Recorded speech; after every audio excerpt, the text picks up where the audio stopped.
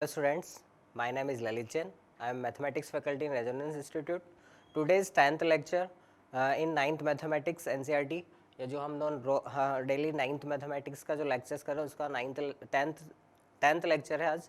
और इसके अंदर आज हम पढ़ेंगे what is an exponents. Exponents क्या होते हैं, एक्सपोनेंट्स के क्या लॉ होते हैं, इससे रिलेटेड किस टाइप के क्वेश्चंस आते हैं.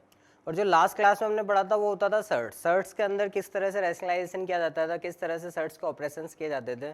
जो आज पढ़ेंगे वो पढ़ेंगे हम एक्सपोनेंट्स कि एक्सपोनेंट्स क्या होते हैं. बेसिकली वैसे तो एक्सपोनेंट्स 3 टाइप्स के होते हैं. First is positive integral power exponents. Second is negative integral power exponents and third is rational power exponents.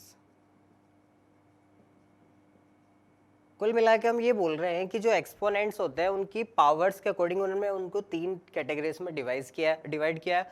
First is positive integral, मतलब ऐसे एक्सपोनेंट्स जिनकी जो पावर है वो कैसे होनी चाहिए, positive integers. Second is negative integral power, मतलब ऐसे एक्सपोनेंट जिसकी जो पावर है वो नेगेटिव इंटीजर होनी चाहिए. And third is rational power, मतलब ऐसे एक्सपोनेंट जिनकी पावर क्या होनी चाहिए, रैशनल नंबर. जैसे अगर मैं इसकी फॉर्म का कोई एक जनरल नंबर लिखूं तो इस टाइप की फॉर्म का अगर कोई भी नंबर है जैसे a raise to the power n, क्या बोलते हैं इसे, nth पावर ऑफ a या फिर a raise to the power n. इस तरह की फॉर्म का कोई भी नंबर क्या होता है, positive integral power where a is belongs to real number and small n is belongs to capital N यानी कि natural numbers.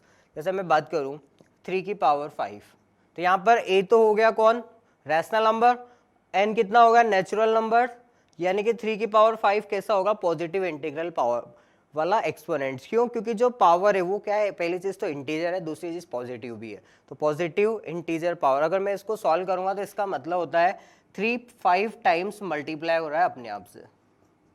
3 rays to the power 5 का मतलब क्या होगा कि 3 5 बार मल्टीप्लाई हो रहा है. जब हम इसको कैलकुलेट करेंगे तो कितना हो जाएगा, 243. यहाँ पर जो ये a होता है हम इस a को बोलते हैं बेस, और जो n होता है उसको बोलते हैं एक्सपोनेंट या फिर पावर. सेकंड में हम आते हैं नेगेटिव इंटीग्रल पावर का क्या मतलब हुआ, ऐसे एक्सपोनेंट जिनकी पावर जो होती है वो नेगेटिव इंटीग्रल होती है. जैसे कि अगर मैं वैसे तो जनरल फॉर्म क्या हो जाएगी इसकी, a raise to the power minus n, मतलब a तो कोई रैशनल नंबर हो गया और n क्या हो गई उसकी power with negative sign. n is a integer also, n is a natural number, यानी नेचुरल नंबर्स के अगर मैं आगे नेगेटिव साइन लगा रहा हूँ तो वो क्या हो रही है, integral power, negative integral power. मैं इसको जब सॉल्व करता हूँ तो कुछ इस तरह से भी लिख सकता हूँ, मतलब ये जो माइनस वाला ही पावर है वो डिनोमिनेटर में जाके क्या हो जाती है, पॉजिटिव हो जाती है, और नंबर्स खुद a को भी कहाँ पहुँच जाता है, डिनोमिनेटर में. जैसे अगर मैं एक एग्जाम्पल लूँ 4 की पावर -3, अब यहाँ पर नेगेटिव पावर है, वो भी कौन सी, integer value, -3 is a negative integer, तो ये क्या हो जाएगा 1/4 रेज़ टू दी पावर 3. मतलब ये जो नेगेटिव पावर है वो नीचे जाके क्या हो जाती है, पॉजिटिव में कन्वर्ट हो जाती है. और इसका आंसर कितना हो जाएगा, सीधे सीधे 4 की पावर 3 का मतलब क्या हो गया, 4 × 4 × 4 मीन्स 64. ये कैसा होगा, नेगेटिव इंटीग्रल पावर. लेकिन अगर मैं बात करूं कि कोई भी नंबर है और उसकी पावर किस फॉर्म में, रैशनल नंबर की फॉर्म में, यानी p/q की फॉर्म में, तो इस टाइप के जो नंबर्स होते हैं वो कैसे होते हैं, रैशनल पावर एक्सपोनेंट. जैसे कि अगर मैं एग्जांपल्स की बात करूं तो 5 की पावर अगर सपोज मैं 3/4 लगा दूं तो ये कैसा हो गया, रैशनल पावर एक्सपोनेंट. जैसे अगर मैं 8 की पावर -1/4 लगा रहा हूं तो ये भी एक ऐसा हो गया रैशनल पावर वाला एक्सपोनेंट्स. कहने का मतलब ये है कि हमने एक्सपोनेंट्स को अकॉर्डिंग टू पावर्स 3 कैटेगरीज में डिवाइड किया है. जिसकी पावर पॉजिटिव इंटीजर है पॉजिटिव इंटीग्रल, जिसकी पावर नेगेटिव इंटीजर है वो हो जाएगा नेगेटिव इंटीग्रल, और जिसकी पावर रैशनल नंबर है वो कैसा हो जाएगा, रैशनल पावर इंटीग्रल. फिर हमने क्या करा, इन सब के लिए एक लॉस निकाले कि क्या इनके रूल्स होते हैं, किस तरह से इनके क्वेश्चंस को सॉल्व किया जाता है. तो now come to next topic, law of exponents.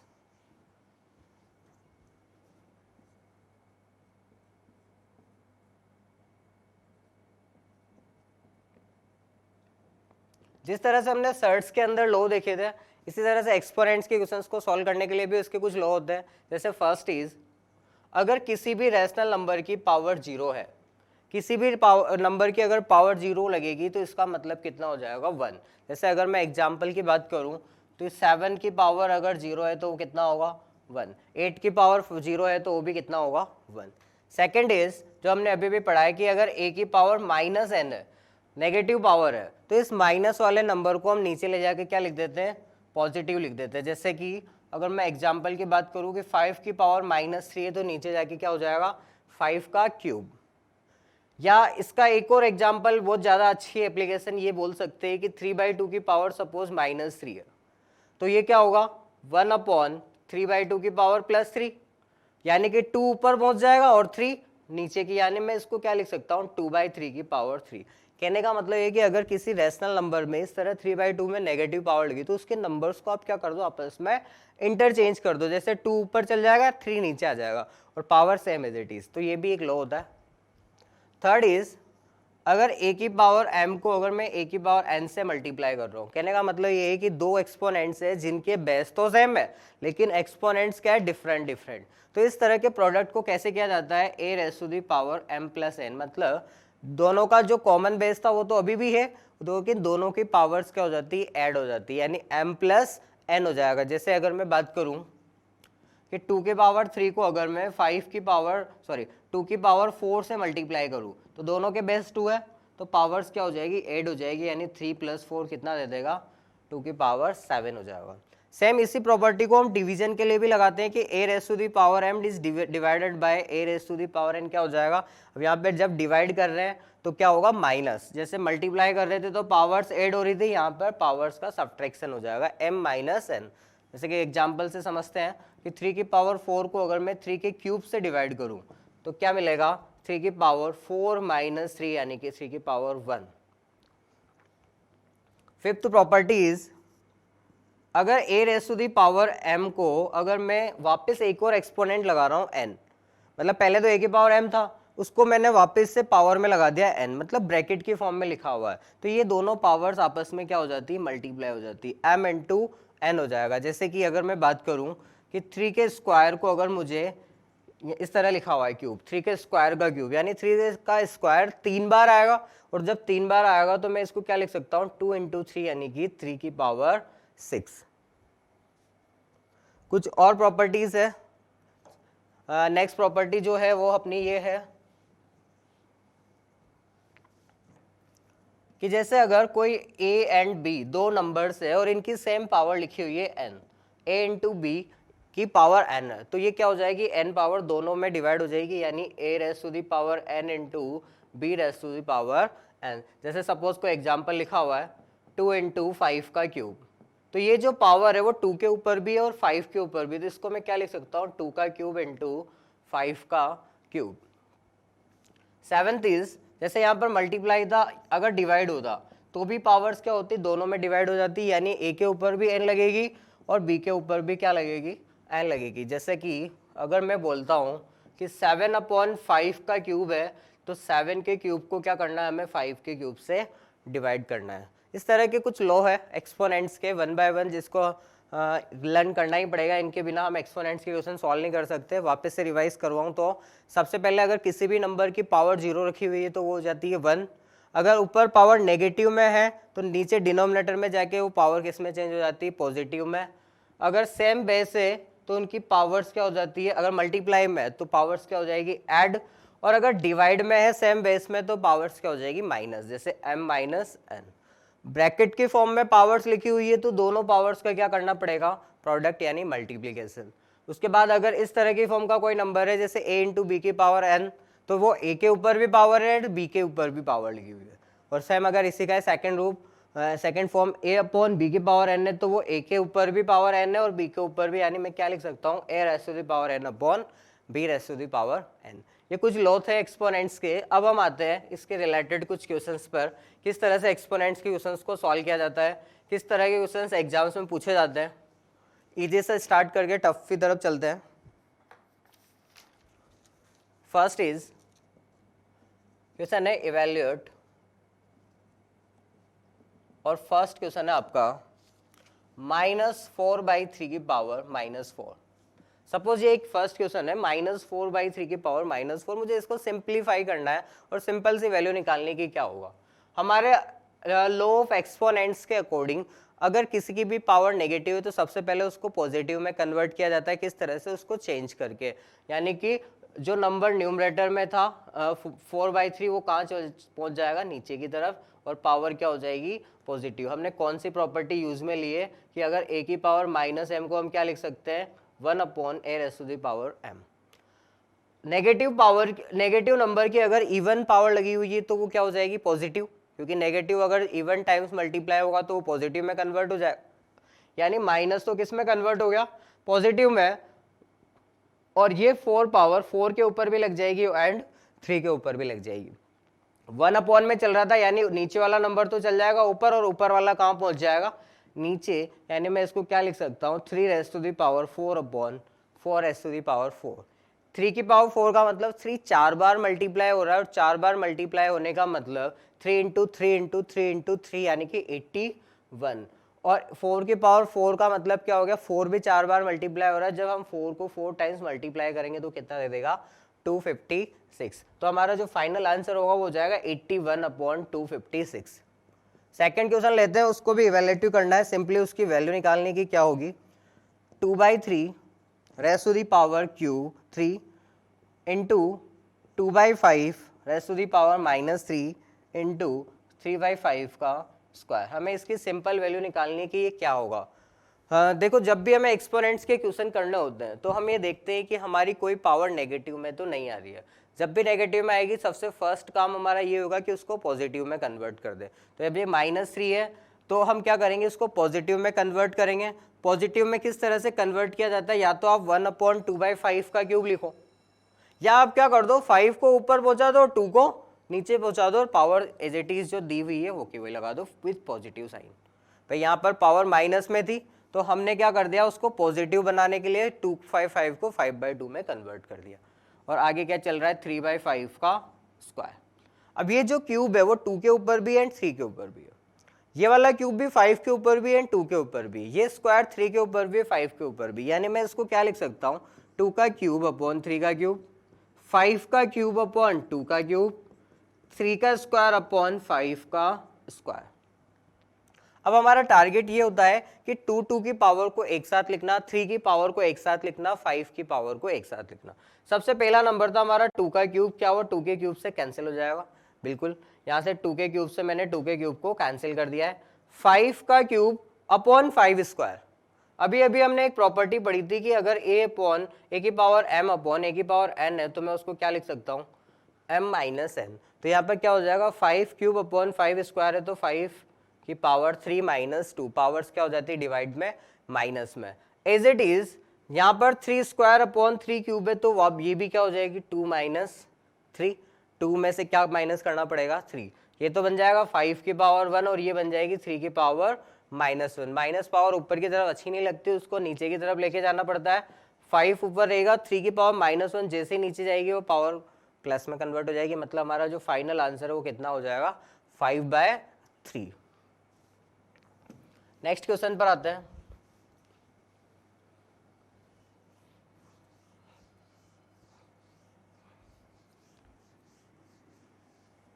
Simplify करके हमें एक बार वापस इसकी वैल्यू निकालनी है। क्वेश्चन है आपके पास 25 raise to the power 3/2 into 243 raise to the power 3/5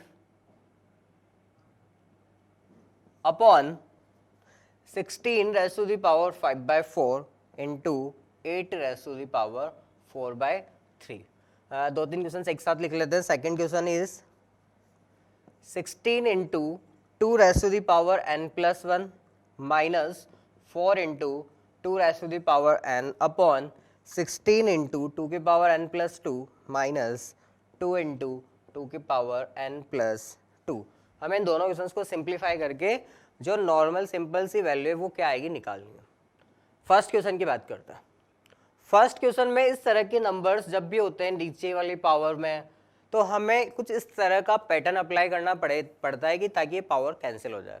cancel कैसे होगी कि 25 को देखते से मुझे क्या याद आता है कि 25 तो क्या है? 5 का स्क्वायर, और इसकी पावर कितनी लगी हुई है साथ में 3/2। 243 को देखते से मुझे याद आता है कि ये तो 3 की पावर 5 होता है और साथ में क्या चल रहा है 3/5। 16 का मतलब होता है 2 की पावर 4 किससे और उसके साथ में कितनी पावर लगी हुई है 5/4, और 8 का मतलब कितना होता है 2 का क्यूब और इसकी पावर भी कितनी लगी हुई है 4/3। अब मैंने एक प्रॉपर्टी आपको बताई थी कि अगर a की पावर m और ब्रैकेट में इस तरह से n लिखा हुआ है तो m इंटू क्या हो जाता है n। सेम वही काम यहाँ पे करना है कि 2 किससे मल्टीप्लाई होगा 3/2 से। जब 2 3/2 से मल्टीप्लाई होगा तो क्या होगा कि इस 2 से ये 2 कैंसिल होगा, इस 5 से ये वाला 5 कैंसिल होगा, इस 4 से ये 4 होगा और ये वाले 3 से ये 3 कैंसिल होगा। मतलब क्या मिलेगा सिंपलली 5 cube into 3 cube upon 2 raised to the power 5 into 2 raised to the power 4। यानी कि ये तो कितना हो गया 5 का क्यूब कितना 125, 3 का क्यूब हो जाएगा 27 और यहाँ पर 2 की पावर 5 और 2 की पावर 4 ये तो 32 और ये वाला 16। जब मैं इन सबको मल्टीप्लाई करूंगा तो फाइनली जो आंसर आएगा वो आएगा 3375 अपॉन 512। जब इनको प्रोडक्ट करेंगे तो फाइनल आपका ही आंसर होगा। नेक्स्ट क्वेश्चन पर आते हैं। क्वेश्चन है आपके पास 16 into 2 raised to the power n plus 1 minus 4 into 2 raised to the power n। अब एक बार बताओ ये n पावर आ गई तो हमारे साथ प्रॉब्लम क्रिएट कर रही है कि n पावर को कैसे सॉल्व करें। तो हमारी प्रॉपर्टी क्या होती थी कि a power m into a की पावर n क्या होता है m प्लस n। मैं इसका उल्टा चला रहा हूँ कि अगर कहीं पर a की पावर m प्लस n लिखा हुआ है तो मैं उसको दो इस तरह के नंबर्स में ब्रेक कर सकता हूँ, a की पावर m अलग और a की पावर n अलग। सेम प्रोसेस यहाँ पर है कि अगर 2 की पावर n प्लस 1 है तो मैं इसको क्या लिख सकता हूँ 2 की पावर n अलग और 2 की पावर 1 अलग। फाइनली ये अगर मैं वापस इस प्रॉपर्टी को अप्लाई करूंगा तो दोनों पावर्स ऐड होके क्या दे देगी n प्लस 1। तो मैंने क्या कर दिया n को अलग कर दिया 2 के साथ और 1 को अलग कर दिया। सेम यही काम हमने यहाँ पर करने की जरूरत नहीं है, तो ऑलरेडी 2 की पावर n है। यहाँ पर किया 16 इंटू 2 की पावर n तो अलग और 2 की पावर 2 अलग, इस तरह से इस फॉर्म में ब्रेक कर दिया इसको। Minus 2 into again 2 raised to the power n into 2 square. अब मैंने देखा ऊपर की तरफ क्या 2 की पावर n कॉमन मिल रहा है, यहाँ भी 2 की पावर n है और यहाँ भी 2 की पावर n है। 16 इंटू 2 तो कितना हो जाएगा 32 माइनस 4। भाई यहाँ से तो कॉमन निकालने के बाद 2 की पावर n को कॉमन निकालने के बाद 16 इंटू 2 यानी 32 मिलेगा और यहाँ से कितना मिलेगा 4। नीचे की तरफ भी मैंने देखा 2 की पावर n कॉमन मिल रहा है, मैंने बाहर निकाल लिया। यहाँ पे मिलेगा 16 इंटू 2 स्क्वायर, 2 स्क्वायर यानी कि 4, 16 इंटू 4 64 माइनस जैसे ही 2 की पावर n को बाहर निकालेंगे 2 इंटू 2 स्क्वायर यानी कि 2 इंटू 4 मतलब 8 हो जाएगा। 2 की पावर n से 2 की पावर n कैंसिल, 32 में से 4 माइनस करने का मतलब होता है 28 और 64 माइनस 8 कितना हो जाएगा 56। मैंने देखा है 7 से कट हो रहा है, 7 से कट होने के बाद ये कितना दे देगा 4/8 यानी कि कितना आंसर हो जाएगा हमारा 1/2। नेक्स्ट क्वेश्चंस पर आते हैं।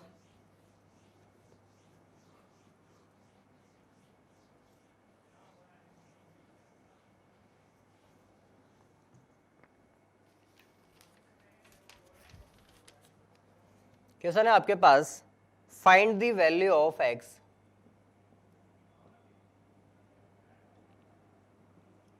if 3/5 raised to the power x into 5/3 की पावर 2x इक्वल टू 125/27। आपको एक एक्सपोनेंट्स का क्वेश्चन दिया हुआ है कुछ इस तरह का, इक्वेशन की फॉर्म में दिया हुआ है और आपसे x की वैल्यू पूछिए कि 3/5 की पावर x इंटू 5/3 की पावर 2x इक्वल टू 125/27 है, तो what is the value of x। देखो यहाँ पर 3/5 है और यहाँ पर 5/3 है। जब भी एक्सपोनेंट्स के क्वेश्चन होंगे हम जब तक सॉल्व नहीं कर सकते जब तक उनके बेस सेम नहीं हो जाए, क्योंकि अगर बेस सेम हो गए तो हम पावर्स को आसानी से ऑपरेट कर सकते हैं, प्लस माइनस जो भी हमें करना होता है। तो यहाँ पर या तो आप 3/5 को 5/3 बना दो या 5/3 को क्या बना दो 3/5। तो मैं 3/5 सॉरी इधर 125 मतलब 5/3 की फॉर्म में नजर आएगा। तो मैंने क्या कर दिया इस आगे वाले 3/5 को क्या लिख दिया 5/3। तो यहाँ पर जो पावर है वो क्या नेगेटिव हो जाएगी, क्योंकि हम जब डिनोमिनेटर और न्यूमरेटर को आपस में इंटरचेंज कर रहे हैं तो पावर का साइन क्या हो जाता है, चेंज हो जाता है। साथ में इधर क्या चलेगा, 5/3 की पावर 2x, और 125 और 27 को दोनों ही क्यूब की फॉर्म में, ये तो 5 का क्यूब है और वो 3 का क्यूब है। अब जब दोनों के बेस सेम है तो पावर्स क्या हो जाती है, ऐड हो जाती है। हमें पता है माइनस एक्स के साथ में कौन ऐड होगा, 2x इक्वल टू 5/3 का क्यूब। इधर चल रहा है 5/3 की power minus x plus 2x का मतलब x बच जाएगा।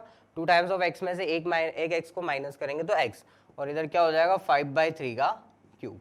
अब मैंने ध्यान से देखा तो हमें ये दोनों तरफ इक्वेशंस के दोनों तरफ का बेस सेम है, इधर भी 5/3 और इधर भी 5/3। तो बाय कंपैरिजन ऑफ एक्सपोनेंट्स यानी पावर्स का अगर मैं कंपैरिजन करूं तो x की वैल्यू सीधे सीधे मुझे कितनी नजर आ रही है, 3।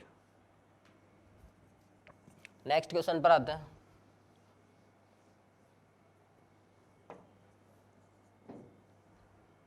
नेक्स्ट क्वेश्चन है आपके पास, if 25 raise to the power x minus 1 equal to 5,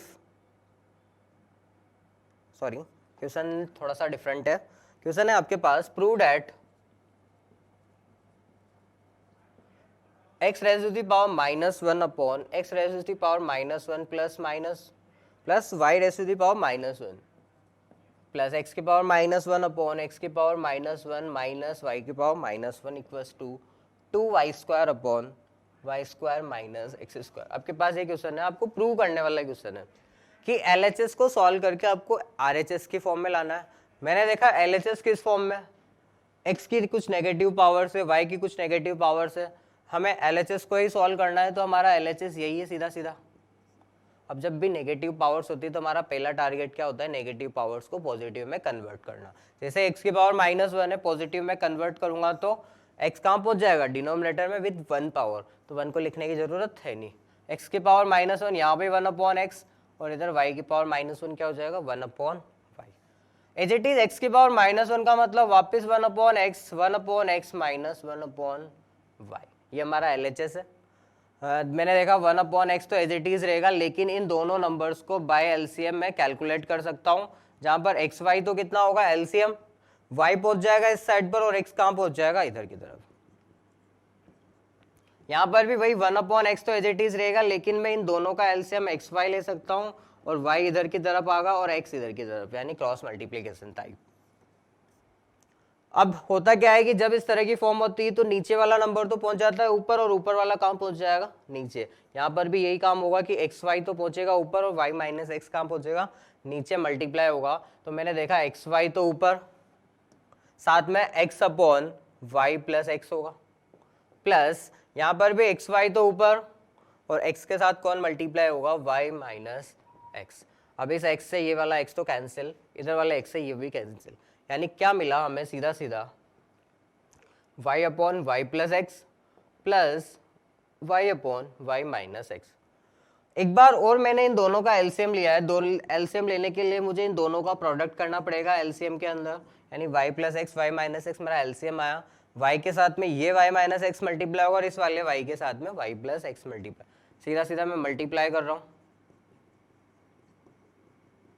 y into y यानी y square, y into x यानी minus y x plus y into y y square and y into x x Y.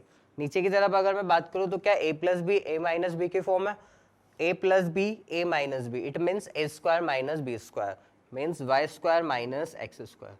X y से x y cancel, ऊपर 2 times of Y square हो जाएगा क्योंकि 2 बार Y square है, और नीचे क्या हो जाएगा y square minus x square.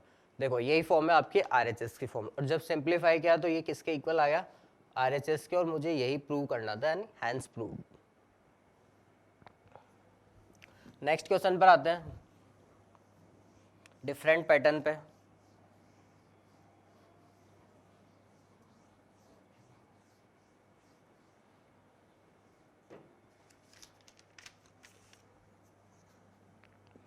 Prove that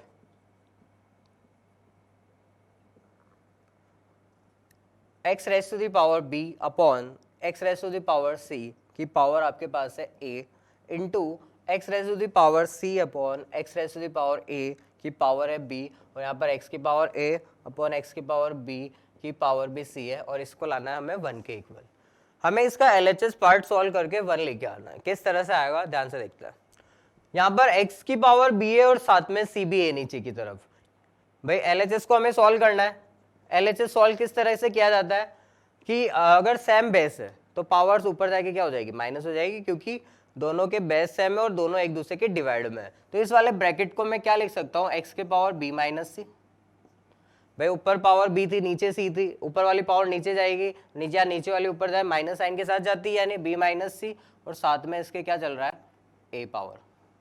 as it is x की पावर c माइनस a तो यहाँ पर होगा और साथ में b पावर यहाँ पर चलेगी, और यहाँ पर x की पावर a माइनस b तो चल ही रहा है, साथ में c पावर चलेगी।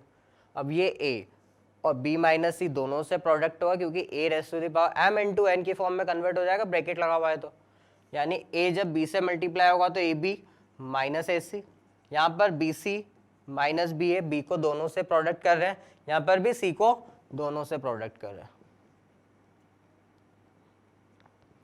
अब अभी प्रॉपर्टी बताई मैंने कि अगर दो एक्सपोनेंट्स को मल्टीप्लाई कर रहे हैं जिनके बेस सेम है तो पावर्स वापस से क्या हो गई, ऐड हो जाएगी, यानी कि ये पावर वापस से क्या हो गई, सारी की सारी पावर्स ऐड हो रही है, क्योंकि सबके बेस में क्या था, x। अब देखते हैं, ए बी माइनस के बी से cancel, minus a c plus a c से cancel, and b c minus b c से कैंसिल, मतलब ऊपर की सारी पावर कितनी हो गई, कैंसिल हो गई, 0। और अगर किसी की भी पावर 0 आती है यानी उसका मतलब कितना होता है, 1। और क्या हमारा यही RHS था, यानी ये प्रूव हो चुका है, हैंस प्रूव।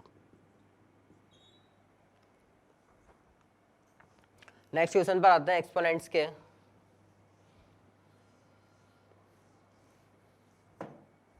क्वेश्चन है आपके पास, अच्छा क्वेश्चन है, बहुत very important question. If x is equals to a raise to the power x equal to b raise to the power y equal to c raise to the power z and b square equal to ac, then prove that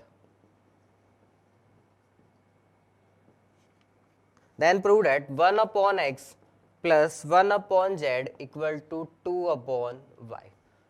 आपका question है, आपको एक equation दी हुई है, a की power x equal to b की power y equal to c की पावर z, साथ में b square equal to ac भी दिया और आपको ये रिजल्ट प्रूव करना है। ओके, हमारे गिवन रिजल्ट्स पर आते हैं। गिवन रिजल्ट है आपके पास a की power x equal to b की power y equal to c की पावर z। ओके, कभी भी इस तरह के क्वेश्चंस को सॉल्व क्या करें जिसके अंदर 2 या 3 इक्वल टू साथ में लगे हुए, मतलब 3 नंबर्स आपस में इक्वल हो या 4 नंबर्स आपस में इक्वल हो, तो हम क्या कर लेते हैं, इन सारे के सारे नंबर्स को हम किसी कांस्टेंट नंबर k के इक्वल मान लेते हैं। मैंने मान लिया किसके इक्वल है, k के। तो अब मैं कंपेरिजन करा रहा हूँ फ्रॉम फर्स्ट एंड लास्ट। ये फर्स्ट वाला नंबर था हमारा, from first and last. First वाला नंबर था a की पावर x, किसके इक्वल है, k के। अब बात सुनना, मैंने दोनों तरफ क्या कर दिया, पावर 1 अपॉन x ले ली, तो इधर भी k की पावर क्या चली जाएगी, 1 अपॉन x। देखो इधर a की पावर x के साथ में मैंने पावर 1 अपॉन x लगाई है, तो k के साथ में भी मुझे कितनी लगानी पड़ेगी, 1 अपॉन x, मतलब take 1 upon power 1 upon x on both sides. तो यहाँ पर x से x कैंसिल हो जाएगा, a मिलेगा, और यहाँ पर क्या हो जाएगा, k की पावर 1 अपॉन x। यानी कि सीधा सीधा हम ये समझ सकते हैं, जब a की power x equals to k लिखा होता है और ये x अगर k के साथ में पावर में जाती है तो कहाँ जाती है, 1 अपॉन x के साथ में। सिंपली अगर मैं सेकंड और लास्ट से बात करूं, b की पावर y भी किसके इक्वल है, k के, तो जब b की पावर y k के इक्वल है तो यहाँ से b इक्वल्स टू क्या आ जाएगा, k की पावर 1 अपॉन y। ये पावर जब RHS साइड पर जाएगी तो 1 अपॉन के साथ में जाएगी, और सिंपली c की पावर z अगर k के इक्वल है तो यहाँ से c की वैल्यू क्या निकलेगी, k की पावर 1 अपॉन z। ये हमारा आधा काम हो चुका है। सेकंड गिवन रिजल्ट पर आते हैं कि सेकंड आपके पास था b square equal to ac। यहाँ पर a b c तीनों अननोन्स है और तीनों के वैल्यू हम in terms of k find कर चुके हैं, कि k के टर्म्स में हम तीनों के वैल्यू फाइंड कर चुके हैं, और अब सिंपली यहाँ पर क्या करना है, हमें वैल्यूज पुट करनी है। हमें क्या दिया हुआ, b square equal to ac और b क्या है, k की पावर 1 अपॉन y। तो मैंने क्या कर दिया, यहाँ पर b की वैल्यू को पुट कर दिया, k की पावर 1 अपॉन y, साथ में स्क्वायर चल रहा था, मैंने भी स्क्वायर कर दिया। a इंटू सीधा where a is k raise to the power 1 upon x and c is k raise to the power 1 upon z। यहाँ पर a b c की वैल्यूज को मैंने यहाँ से पुट किया है। अब ये जब ब्रैकेट में लिखा हुआ है तो दोनों पावर्स मल्टीप्लाई हो जाएगी, और इस साइड पर जब दोनों के बेस सेम है तो पावर्स क्या होगी, ऐड हो जाएगी।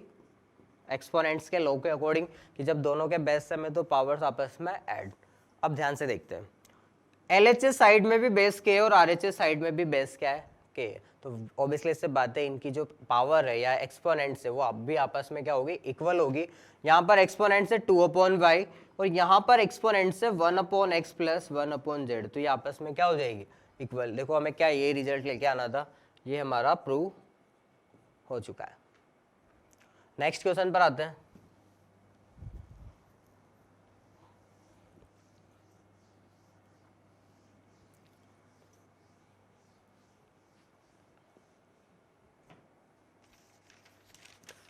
गिवन कंडीशन है आपके पास, if 2 raised to the power x equals to 4 raised to the power y equals to 8 raised to the power z, find ratio of x raised to the power y raised to the power z।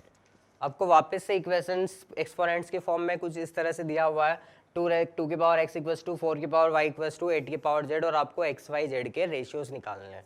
Okay, तो अगर मैं given condition को ध्यान से देखूं, 2 की power x equals to 4 की power y equals to 8 की पावर z। अब मुझे एक बार बताओ, क्या 2, 4 और 8 को देखते से मुझे कुछ याद आता है कि 4 को मैं क्या लिख सकता हूँ, 2 का स्क्वायर, 8 को मैं क्या लिख सकता हूँ, 2 का क्यूब, यानी मैं सबको किस में कन्वर्ट कर देता हूँ, 2 की फॉर्म में। एज इट इज ये तो ऑलरेडी 2 है, 4 को मैंने लिखा 2 का स्क्वायर, साथ में पावर y चल रही है, और 8 को मैंने लिखा 2 का क्यूब। जब मैंने इनको थोड़ा सा सिंप्लीफाई किया तो ये कितना हो जाएगा, 2 की पावर 2y, ये हो जाएगा 2 की पावर 3z। ओके, अब एक बार बताओ, जब तीनों इक्वल टू में बेस में 2 है तो तीनों की पावर्स आपस में क्या हो गए, इक्वल हो गए। तो यहाँ से मैं क्या लिख सकता हूँ, x equal to 2y equal to 3z। अब ध्यान से देखो, हमें क्या चाहिए, एक्स वाई जेड का रेशियो, हमें ये रिलेशन नहीं चाहिए, हमें x का y के साथ और z के साथ में रेशियो निकालना है। अभी अभी मैंने बताया था कि जब भी 3 नंबर से या 3 इक्वल टू लगे हुए हैं, 2 इक्वल टू लगे हुए हैं, तो हम क्या करते हैं, उसको किसी कांस्टेंट नंबर यानी k के इक्वल मान लेते हैं। मैंने भी क्या करा, k के इक्वल कंसीडर कर लिया। From first and last x is equal to k, from second and last y equals to k/2, 2 इधर जाके क्या हो जाएगा, divide, and from third and last z is equals to k/3। Now मुझे calculate करना है एक्स वाई जेड का ratio, where x is equals to k, y equals to k/2 and z equals to k/3। मतलब मुझे k/2 और k/3 का ratio calculate करना है। मैंने देखा तीनों नंबर्स में k कॉमन है, तो k कॉमन लेके काट सकता हूं मैं, यानी कि क्या मिलेगा, 1:1/2 रेशियो 1/3। लेकिन ये इसकी सिंपलेस्ट फॉर्म नहीं होती, आंसर वैसे ये करेक्ट है, बट ये सिंपलेस्ट फॉर्म नहीं होती, हमें इसको सिंपलेस्ट फॉर्म में कन्वर्ट करना पड़ता है। और सिंपलेस्ट फॉर्म में कन्वर्ट करने के लिए जब भी इस तरह के फ्रैक्शंस के नंबर होते हैं, हमें इनके डिनोमिनेटर्स के एलसीएम से मल्टीप्लाई करना होता है। यहाँ पर 1, 2, 3 का एलसीएम कितना है, 6, तो मैंने क्या कर दिया, ईच नंबर को 6 से मल्टीप्लाई कर दिया। भाई अगर 6 से सारे नंबर्स को मल्टीप्लाई करूंगा तो वैल्यू या रेशियो पर कोई फर्क पड़ेगा नहीं। तो यहाँ पर तो कितना हो गया, 6, 2 से 6 के कैंसिल होने के बाद 3, और ये कितना दे देगा, 2। यानी फाइनली आपका जो एक्स वाई जेड का रेशियो वो कितना है, 6:3:2 है, जो कि आपका फाइनल आंसर है। नेक्स्ट क्वेश्चन पर आते हैं हम। क्वेश्चन है आपके पास,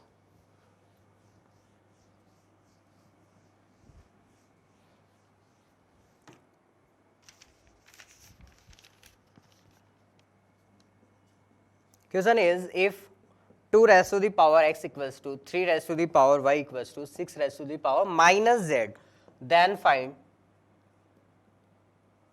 1/x plus 1/y plus 1/z।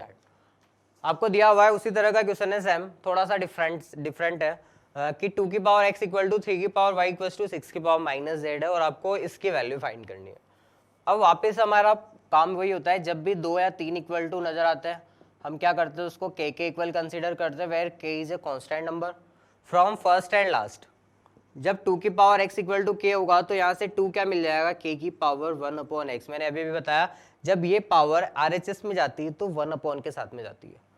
As it is जब 3 की power y equal to k होगा तो 3 क्या मिलेगा, k की पावर 1/y, और यहाँ से 6 की पावर माइनस z, जब k के इक्वल होगा तो 6 क्या मिलेगा, k की पावर -1/z। ओके, हमें पता है कि 6 इक्वल टू क्या होता है, 2 × 3, मतलब मैं 2 इंटू 3 को क्या लिख सकता हूँ, 6 लिख सकता हूँ। यहाँ पर मैंने 2 की, 3 की और 6 की वैल्यूज 1 बाय 1 पुट करी। 2 इज k की पावर 1 अपॉन x, 3 क्या है k की पावर 1 अपॉन y और 6 क्या है k की पावर -1 अपॉन z। मैंने देखा इन दोनों के बेस सेम है तो पावर्स आपस में क्या हो जाएगी, ऐड हो जाएगी, यानी k की power 1 upon x plus 1 upon y, इधर पावर ऐड हुई और साथ में क्या चल रही है k की पावर -1 अपॉन z। मैंने करवाया पावर्स का कंपैरिजन क्योंकि इन दोनों के बेस वापस से कितने आ गए k, यानी 1 upon x plus 1 upon y equal to -1 upon z। जब ये माइनस पावर LHS में जाएगी तो प्लस हो जाएगी, यानी 1 upon x plus 1 upon y plus 1 upon z कितना आ गया 0। क्या मुझे इसी की वैल्यू कैलकुलेट करनी थी, यानी इसकी वैल्यू कितनी आ गई है 0। नेक्स्ट क्वेश्चन पर आते हैं हम अपने।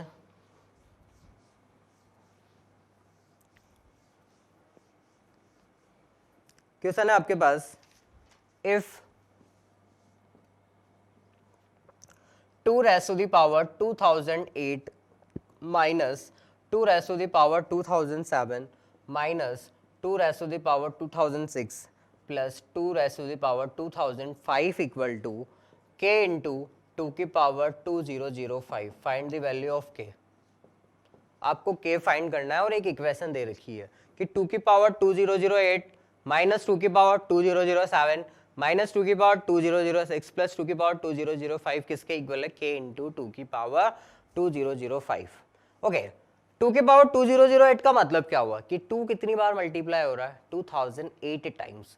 मैंने क्या कर दिया यहाँ पर 2 कितनी बार मल्टीप्लाई 7 टाइम 2007 2006 एंड 2005। तो एक बार बताओ इन चारों नंबर्स में 2 की पावर 2005 तो कॉमन है। अगर मैं यहाँ से 2 के पावर 2005 कॉमन निकालूं, मतलब अगर मैं 2 को 2005 टाइम बाहर निकाल लूं तो यहाँ से कितनी बार बचेगा 3 बार, क्योंकि टोटली 2 कितनी बार था 2008 टाइम्स। अगर मैं उसमें से 2005 टाइम्स बाहर निकाल रहा हूँ तो सीधे सीधे क्या मैं 2 का क्यूब लिख दूं, या आप उल्टा समझ लो कि जब दोनों को वापस अगर मैं मल्टीप्लाई करूँ तो क्या 2008 आ जाएगा, पावर से ऐड हो गया। यहाँ 7 टाइम्स था, 5 टाइम बाहर निकाला तो 2 का स्क्वायर मिलेगा। यहाँ पर 6 टाइम था, 5 टाइम बाहर निकाला तो 1 मिलेगा। और यहाँ पर पूरा का पूरा बाहर निकाल लिया तो सीधा सीधा क्या नजर आ रहा है 1 इक्वल टू के इंटू 2 की पावर 2005। ये तो इससे कैंसिल। 2 का क्यूब होता है 8, 2 का स्क्वायर होता है 4, 2 की पावर 1 यानी 2, साथ में प्लस 1 इक्वल टू के। तो प्लस वाली दोनों क्वांटिटीज एड होके 9 माइनस 6, तो के कितना आ जाएगा आपके पास 3। एक और क्वेश्चन पे चलते हैं। Next question is square root of m raised to the power 4 n raised to the power 4 into 6th root of m square n square into cube root of m square n square equal to mn की power k। Find k। आपको एक लंबा सा exponent दे रखा है इतना बड़ा और आपको इसको सॉल्व करके k की वैल्यू फाइंड करनी है। मतलब कुल मिला के हमें mn की पावर निकालनी है। जो mn की पावर होगी वही k की वैल्यू होगी, यानी हमारा टारगेट क्या है mn की कितनी पावर है। अब यहाँ पे स्क्वायर रूट लगा हुआ है दोनों के ऊपर, तो दोनों के ऊपर स्क्वायर रूट लगाया तो 4 का स्क्वायर रूट 2 हो जाएगा, यानी यहाँ पर सीधा सीधा मैं m स्क्वायर n स्क्वायर लिख सकता हूँ इसको। 4 का अगर मैं स्क्वायर रूट निकालूंगा 2, यहाँ पर m इंटू n की पावर कितनी है 2 और साथ में 6 रूट का मतलब कितना होता है 1/6। एक्सपोनेंट्स में पढ़ाया मैंने कि जब 6 रूट होता है तो वो इधर आके क्या हो जाता है 1/6। यहाँ पर mn तो चल ही रहा है, इसकी पावर 2 तो है इसे और क्यूब रूट लिखा हुआ है, इसका मतलब 1/3 हो जाएगा। अब देखो इधर तो साथ में RHS में तो कोई प्रॉब्लम ही नहीं है, mn की पावर k चल ही रहा है। ये तो हो गया mn का स्क्वायर, ये हो जाएगा mn की पावर 1/3, कट के क्या दे देगा 1/3, और ये क्या हो जाएगा mn की power 2/3 equal to m into n की पावर k। अब जब तीनों के बेस सेम है इधर की तरफ LHS की तरफ mn, तो पावर्स आपस में क्या हो जाएगी ऐड हो जाएगी, यानी 2 plus 1/3 plus 2/3 equals to mn की पावर कितनी k। अभी बताओ जब दोनों के बेस सेम है mn है तो पावर्स आपस में क्या होगी इक्वल होगी, यानी 2 प्लस 1/3 प्लस 2/3 इक्वल टू के। जब आप इसको सिंप्लीफाई करोगे एलसीएम लेकर, तो एलसीएम आएगा इसका 3, यहाँ पर हो जाएगा 2 × 3 यानी 6 + 1 + 2 इक्वल टू के। जब कैलकुलेट करोगे तो 9/3 इक्वल टू के, तो के की वैल्यू कितनी हो जाएगी 3, यानी के कितना आ चुका है 3। ओके, ये आज आपका एक्सपोनेंट से रिलेटेड क्वेश्चंस थे। एक्सपोनेंट्स क्या होता है, क्या किस तरह से सॉल्व किए जाते हैं इसके क्वेश्चंस की प्रैक्टिस करना, और प्रैक्टिस करने के बाद हम इसके नेक्स्ट टर्न पर डिस्कशन करेंगे कि किस तरह से इसमें आए हुए कम्पिटिटिव एग्जाम्स के क्वेश्चन से किस तरह से हैंडल किया जाता है उनको। आज के लिए टुडे खत्म। Thank you very much.